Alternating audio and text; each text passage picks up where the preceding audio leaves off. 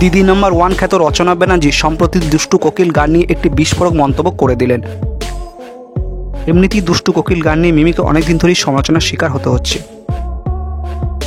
এপার ও ওপার বাংলার কোনো মানুষই এই গানটিতে মিমির পোশাকটাকে ভালো চোখে দেখেননি।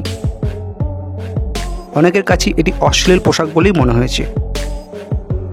মিমি চক্রবর্তীও বুঝতে পারছেন তার এই পোশাকে নাচা উচিত হয়নি, কিন্তু যেহেতু কাজটা তিনি করেই ফেলেছেন তাই এখন আর আফসোস করা ছাড়া উপায় নেই।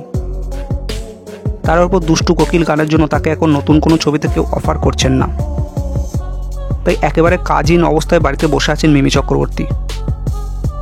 কোনোভাবেই তিনি ছবির কাজে নিজেকে আর ব্যস্ত রাখতে পারছেন না।